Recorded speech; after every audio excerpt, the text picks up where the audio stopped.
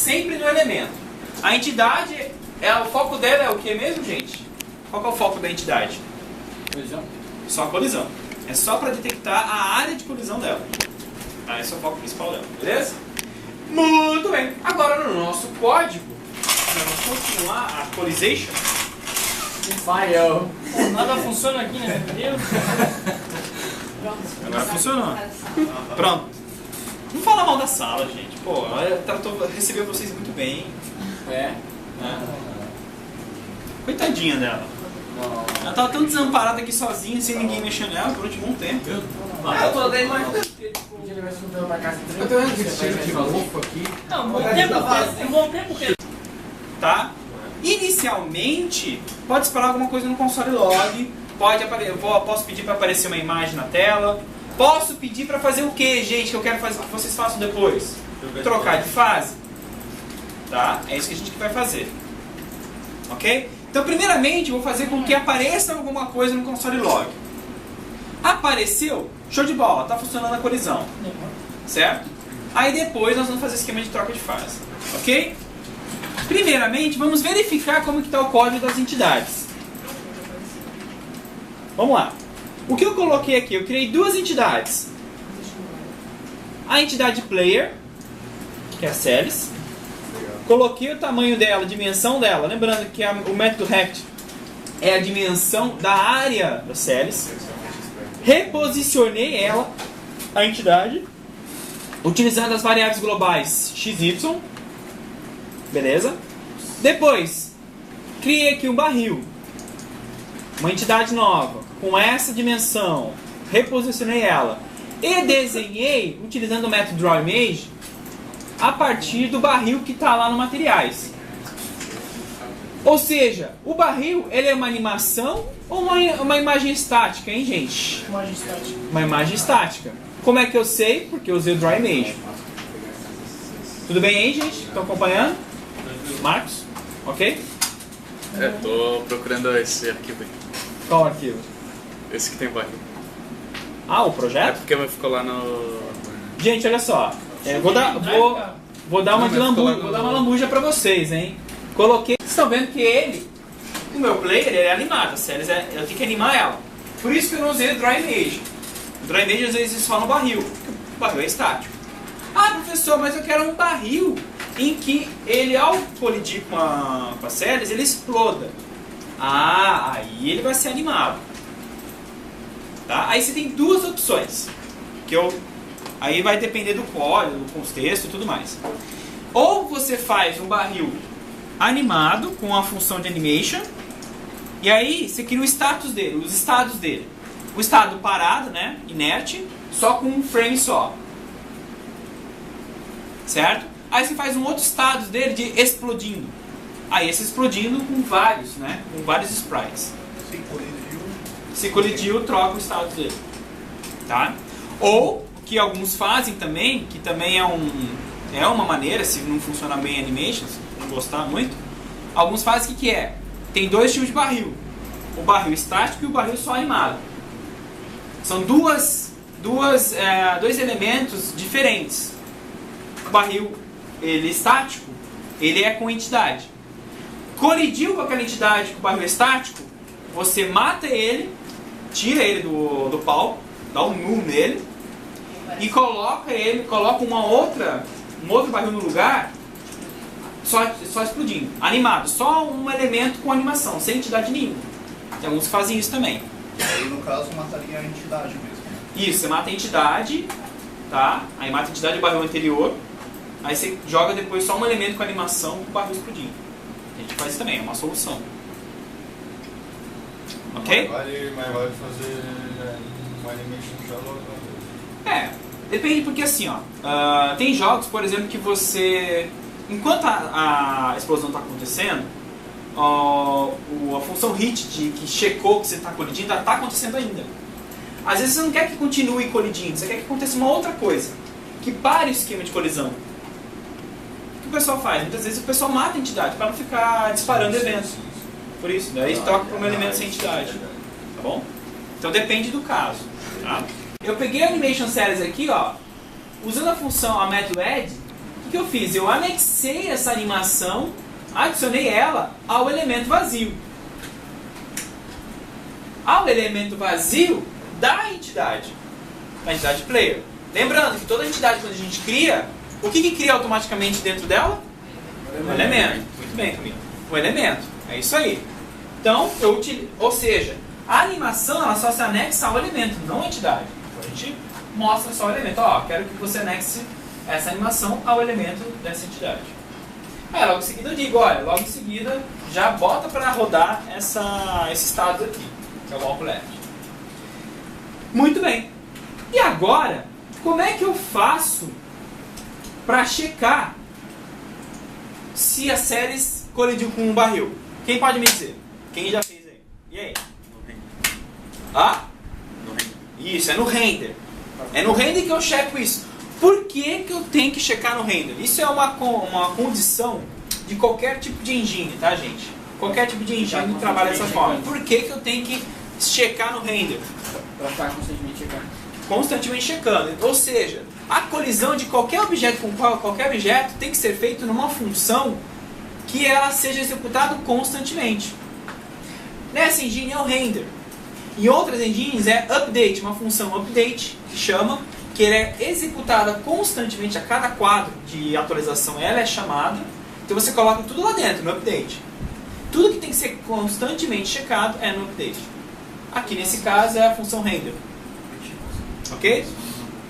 Tudo bem? Ou seja, você achou na engine uma função de refresh, ou seja, de atualização de quadro, em que essa função ela é constantemente executada, é lá que você vai checar colisão e outras coisas que precisam ser alteradas constantemente. Dá pra modularizar os hits? Criar uma função hits para separar da externa disso e ficar checando externo?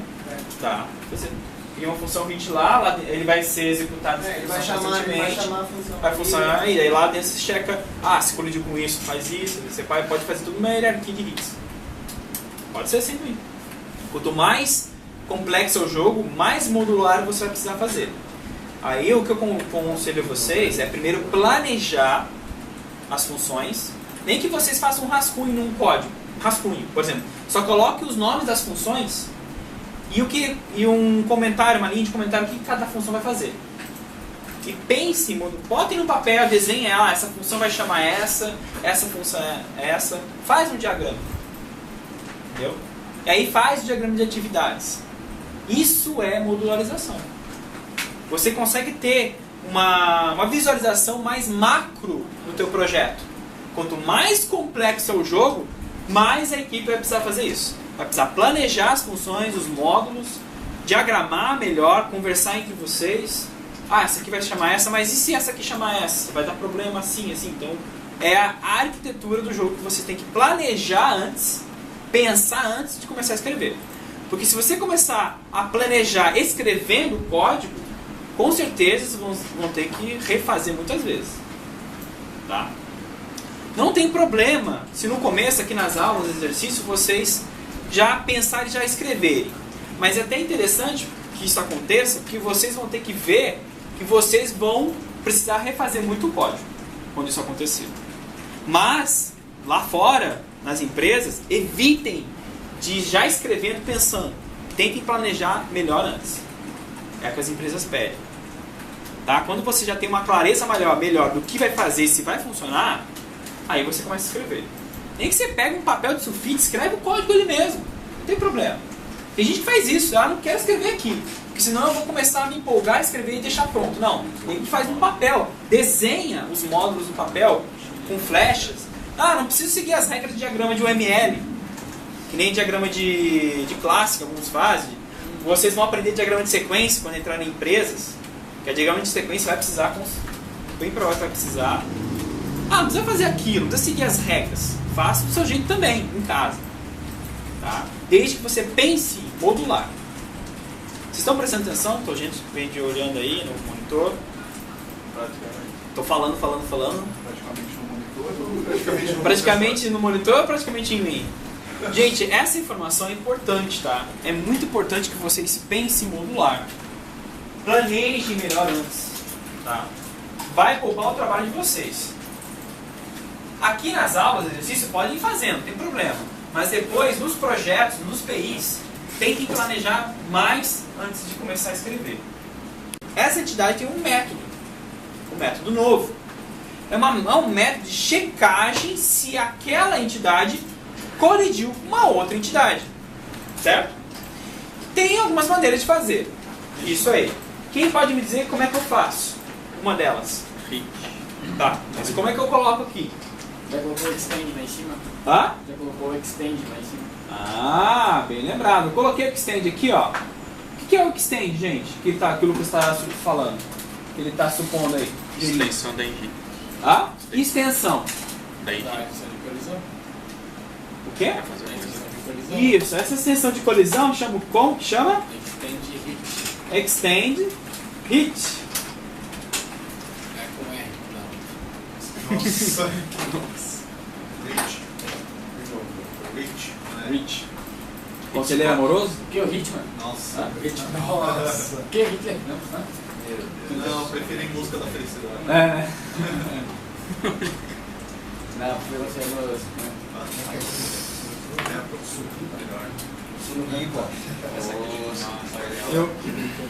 Tá, vai. Vai lá. O primeiro argumento que ele coloca é basicamente a outra entidade que vai colidir. O segundo argumento é a própria função caso aconteça algum evento de colisão. Algum status de colisão. Ou se colidiu ou se saiu da colisão. Tá? Ele vai executar essa função. Chamando dois argumentos. O elemento que colidiu e qual que é o status desse evento. Tudo bem? Aí aqui embaixo, dentro da função, é que eu checo, ó, se o status dessa colisão for over, quer dizer o que, gente? Passou por cima, beleza, ou seja, colidiu. Saiu da situação e colidiu. Teve um evento de colisão. Então ele vai alterar algumas propriedades. Nesse caso, vai alterar a cor de preenchimento, enfim, vai colocar vai preencher aqui um retângulo. Vai pintar um retângulo dentro desse elemento aqui. Beleza, esse elemento colidiu. Ok. Mas tem uma outra maneira aqui, ó. Deixa eu abrir uma nova aba para a gente comparar.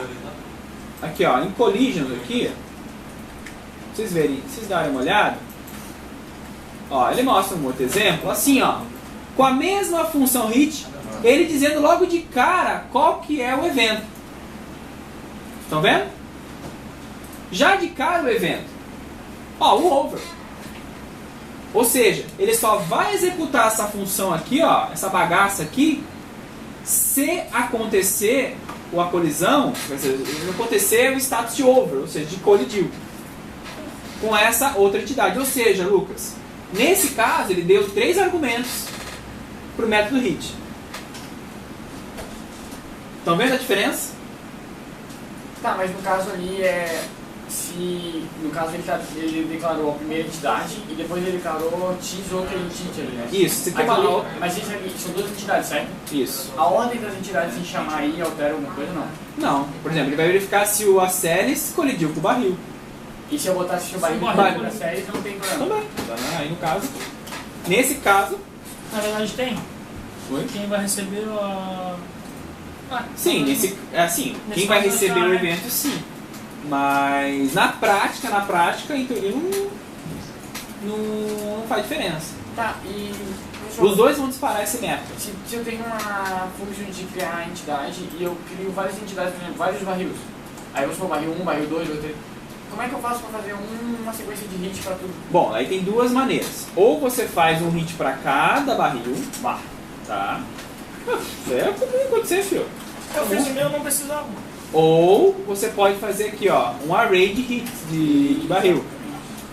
Você bota aqui, ó, outro colchete, abre um colchete novo aqui, bota o barril, vírgula, bota outro barril, vírgula, e depois você fecha com o colchete. Mas se eu quiser matar a entidade, Coloca não todos posso É mais matar. fácil assim. Oi? Se eu quiser matar a entidade, posso matar com a mesma função? Matar se colidiu? Isso. Como é que eu vou fazer para checar qual Aí é o você. Tá. Aí você tem que ver aqui com a função elemento aqui, ó. Ele vai dizer qual que colidiu. Aí você dá um El igual a nulo ali que ele mata a entidade. Ok? Tá? Beleza? Ou, se você quiser, você pode botar vários hits ali. Só que o Warrior é bem mais fácil, não. É mais fácil, tá? Mas eu muitas vezes já usei vários hits. Porque eu tinha que controlar cada elemento fazia uma coisa diferente, entendeu? Cada colisão ficou diferente. Não era barril, era o mesmo objeto, mas cada objeto fazia alguma coisa Mas diferente. diferente, tipo, um jogo mais hardcore, por exemplo, se encostar em algum objeto, ele simplesmente morre o boneco, tá ligado? Entendi. Então que bem. o resultado será o mesmo se tocar. Dá um exemplo de moedinha, um monte de moedinha. E ganha ponto, no caso, uma moedinha. Sim. Moedinha, cara. Pega pra moedinha. Beleza? Sempre resolve seus números. Mas olha só, gente, não se assustem se vocês precisarem fazer vários hits. 300 hits ali. Eu pensei em fazer vários hits. Não tem problema. Eu lembrei que dá pra vir ali também. É Não. aquela... Eu tava vendo o aquele X-Stay lá no YouTube e ele tava fazendo por aí, eu lembrei que posso fazer Pode isso ser daí também. também. Mas olha só, gente, não pensem que... Galera, não pensem que um hit, ele faz a checagem em todos os barris de uma vez só. Quando ele vai ver um array ali, ele vai fazer um hit pra cada um. Aquilo que você faz manual, ele vai fazer aqui. Ou seja, o processo é quase o mesmo, tá? Não se preocupe se você fizer vários hits ali, não tem problema. Não vai ficar pesado. Não é pra ficar pesado, tá? Beleza? Muito bem, então, primeiramente, vamos fazer o seguinte. Vamos fazer o outro modelo, sem ser esse, vamos fazer o outro modelo. A gente vai fazer a checagem do status do evento ali dentro, ok? Então, let's go! Let's go! This... Oi?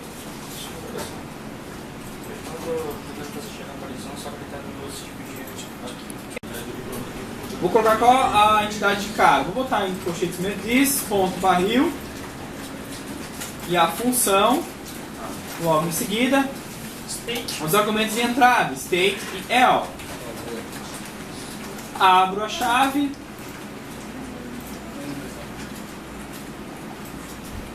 E aqui dentro eu verifico. If state é igual ao over, ou seja, se o status desse evento for passado por cima, vai fazer tal coisa. Vou botar aqui console log, só para a gente ver se está funcionando. Console log, colidiu.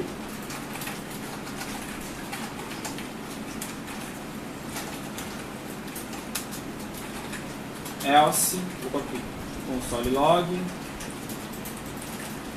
ainda não. Oi, funcionou. Oi? Oi? Maravilha. Tá. Eu aconselho com isso que por questões de semântica, de entendimento do código, é você fazer o over. Para você entender que ele só entra aqui se colidir. Não quer ser diferente de sair. É um pouco mais complicado, entendeu? Você trabalhar assim. Né? Parece que você quer dificultar aquilo que é simples. Né? E colidiu, né? Agora eu quero mais uma coisa. Saindo da colisão eu quero, entendeu? Olha lá, agora vem aqui, ó. Deixa eu colocar. Meu player lá em cima dele definido. Isso aí eu vi. Ah, tem que ver depois aí. Acho que é porque eu troquei pra entidade, né? Antes era só elemento. É, que mexia no texto. Olha lá, saiu da colisão. Entendeu? Beleza, gente. Agora, vou deixar isso aqui. Agora é o seguinte. Coloquei com o console log. Muito bem, mas eu não quero que apareça em console log. Quero que aconteça alguma coisa no jogo. No caso, por exemplo, que eu falei pra vocês, é trocar de fase. Vamos começar com trocando de fase. Tá? Vocês entenderem o conceito de troca de fase. Depois a gente trabalha com colisão mais complexa, que é interrompendo o cara ali no barril, entendeu? Executando outras coisas. Tá? E como é que eu faço para chamar uma cena, uma fase nova? Tá, Ctrl+C, Ctrl+V no link que tá embaixo. Nossa, Boa, garoto. tá É aqui. assim que se programa. Power. Então, o que eu faço aqui? Ctrl+C, né? Eu utilizo o quê? O Canvas Scene Call, que é o método da cena para chamar uma nova fase. Tá? É o Warp Zone ali. Encostou no barril da Warp Zone, pula direto pra segunda fase. Então vamos testar. Em vez de dar um console log, ele vai lá e troca de fase. A fase do Michael Jackson. Aquele Michael Jackson Walk do Mega Drive. Cuspe. Sabe como o Michael Jackson sobe a escada, gente?